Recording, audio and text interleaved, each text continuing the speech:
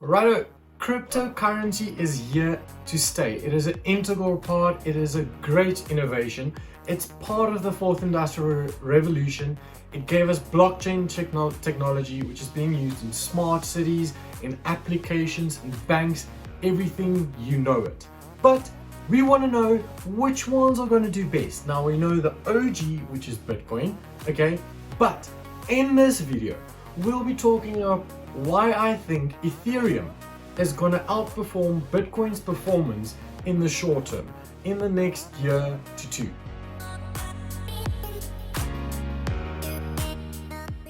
Three parts. Number one, looking at what is Ethereum. Number two, why I think Ethereum is going to outperform most cryptocurrencies out there in the near term. And thirdly, what is Ethereum 2.0? Okay, the whole updating, okay, cool. But before we get into it, please remember, I am not a financial advisor. Go read the disclaimer in the description box.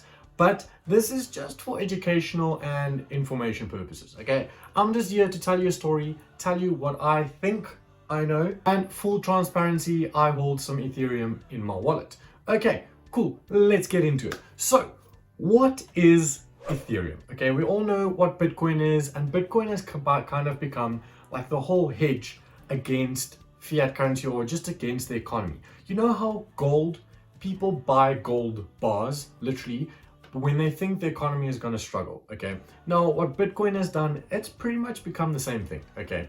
Now, my whole argument is Bitcoin is amazing and it's great in my opinion, but what Bitcoin has become is, it's become a hedge against a horrible economy. It's become a hedge against money, okay? Now, where Ethereum is majorly different is Ethereum has much more of an inherent purpose and value than Bitcoin technically does. Bitcoin is a store of value. Ethereum has a purpose. You actually get something out of it, okay? That has vast, okay, benefits and purposes and everything you can do. Okay, so in crux, Ethereum, as how it started, it is known for being smart contracts, okay? You can build smart contracts on the Ethereum network. It checks it, it monitors it, and it manages it. Evidently, what it is, Ethereum just allows you to run application on its network, okay? They love to call it dApps, which is just decentralized digital applications, okay? dApps for short, digital applications, okay? So when you want to put on your app or your website or your environment or whatever you want to build, you build it on a platform. And what happens on these dApps is users are allowed to make agreements, and there's the smart contracts, and they can conduct transactions directly on the Ethereum network. In short, Ethereum is used to run applications. It's used to monetize things. But if you really want to look at it in like a layman's terms, think about it as the internet, okay? We use the internet to put websites on, or we build applications on it, or we just run a lot of things on the internet. Now, the internet way back when was not monetized. Ethereum today is monetized, okay? If you use the Ethereum network, people pay, you get paid for having your app on it, and a lot of things go through it. Now, think about it in this way. Imagine you could buy shares into the internet way back when it started. Would you not? I mean, probably you would, okay? Because it is one of the best investment ideas of your life, okay? Now, Ethereum, same principle.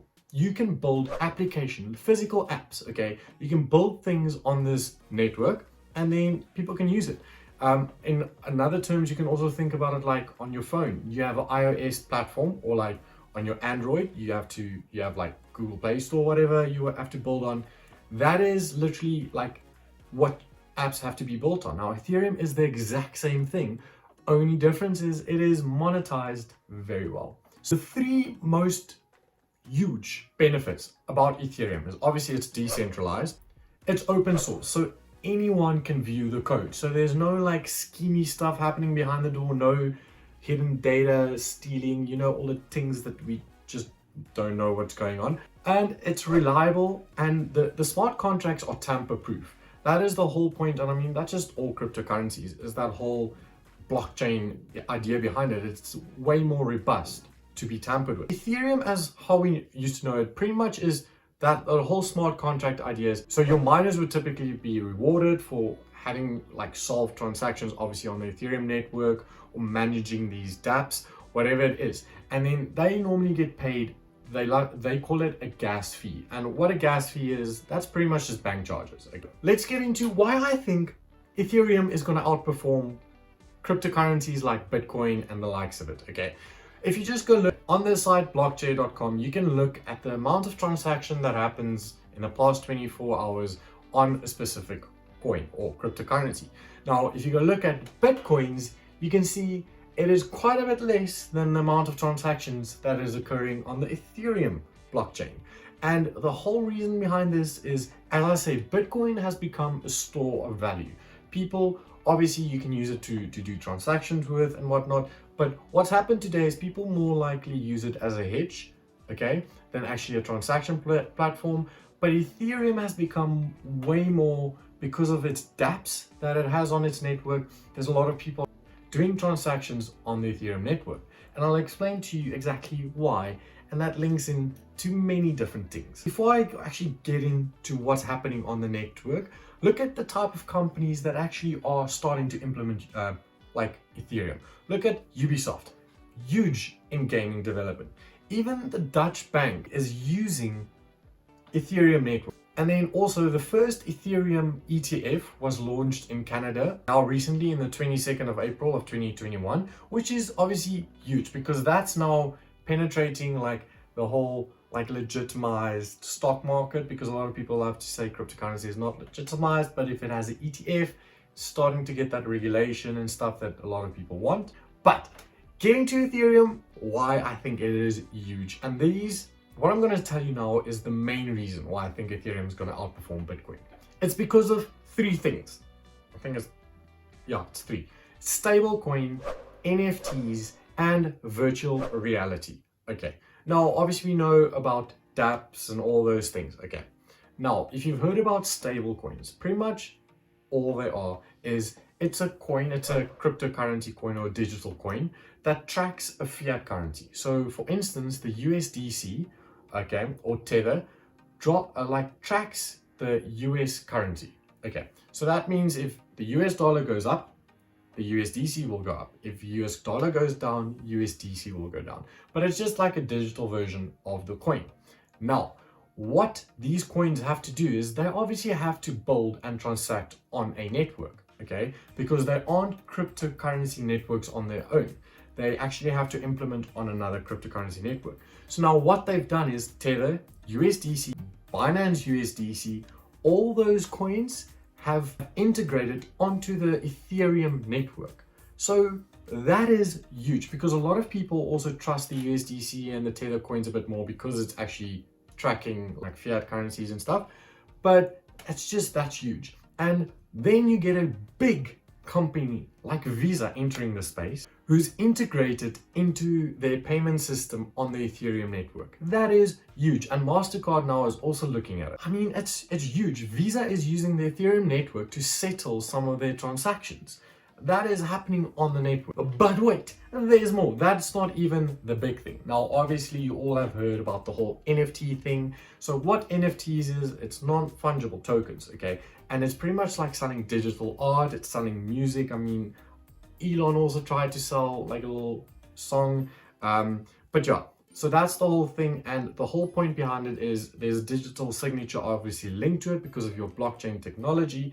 And that means no one can have fakes, and you can actually check if yours that a person is trying to sell you is the original. So imagine you had a Mona Lisa, but it was fake, and you tried to sell someone to it and they don't know their art, and they won't know if it's fake or not because they can't actually check it unless they get an expert to come and check it. But now with the NFT, you can quickly just search the NFT code, see if it's the original. If it's not, you just say, bye, I don't want to buy your stuff. The majority of NFTs are launched on the Ethereum network. And the big thing about launching it on the Ethereum network is you have to use coins or Ethereum that is built on the Ethereum network to transact and buy these types of NFTs. So not only is it on the network, making the network more used, you also have to use the network coins to actually buy those NFTs. Now let's get to the virtual reality part of the Ethereum network, okay? Do yourself a favor, go watch Ready Player One, the movie, okay? And then come back and watch this. If you don't know what virtual reality worlds are, go look at that movie and you'll see how big it actually can be, because that is not unrealistic what happens in that movie to some extent, okay? Now, on the Ethereum network, there's loads and loads of virtual reality like worlds being built. The most popular one probably is the Somnium one, okay? And what it is, it's literally like a digital copy of the world, and you can buy property, you can build property, you can like meet people, you can go to live concerts in this virtual reality world. Now, the big thing is this entire like one small app, but huge app is now built on the Ethereum network, meaning Ethereum is actually being used constantly, okay? But now also you have all these people, virtual people in this world transacting. So you can meet someone, you can buy a house, you can build a house. You need Ethereum to build units, like you need Ethereum for like a brick or a window or a pool or whatever, okay? Think about it. All these things are happening on the Ethereum network. So it's got so much more of an inherent purpose than any other cryptocurrency, in my opinion. I want you to like understand. So go watch the movie Ready Player One, then think about if that actually had to become a reality, which is not impossible, and it happens on the Ethereum network, okay?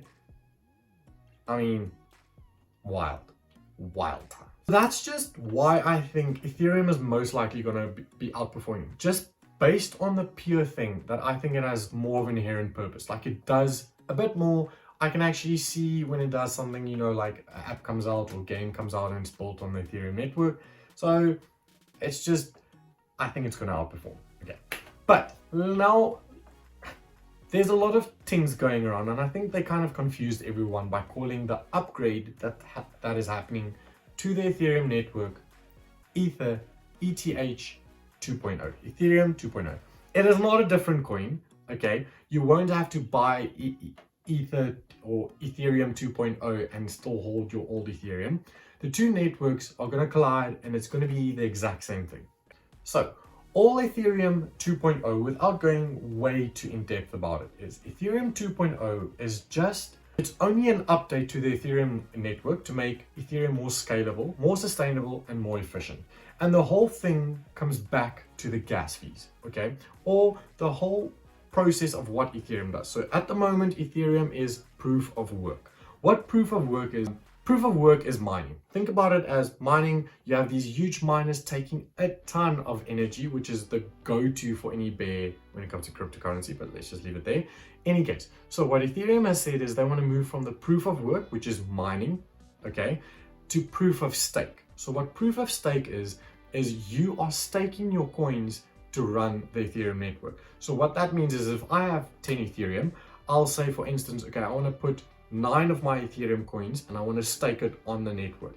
That will run the network. So it's not miners using energy running the network, but it's rather my coins that are running the network. So it's way more sustainable when it comes to energy wise.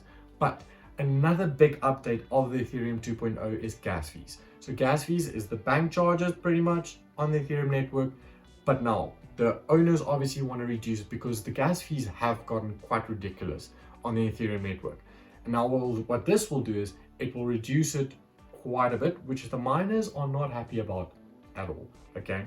But like, deal with it.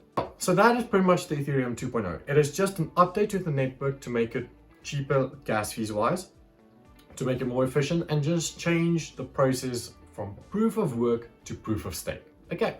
But I hope that helped. Okay, I try to squeeze it in. Obviously, I'm very bullish on Bitcoin, okay? I am very bullish on Ethereum. But in the near term, me personally, I think that Ethereum will outperform Bitcoin. So if you're into that whole thing, look at that, okay? But again, it comes back to diversification. If you're gonna buy cryptocurrency, don't just put all your money in one basket, okay? Diversify a bit. Okay, but obviously buy stuff that you've done your market research on, your due diligence, and not just based on what someone have said. Okay, so remember, disclaimer in the description box. Okay, that is important. Okay, but I hope I helped. I hope I made some sense. Okay, we'll see how this goes. But if you have any questions, drop them down. Otherwise, hit like, subscribe. See you guys next time. Thanks.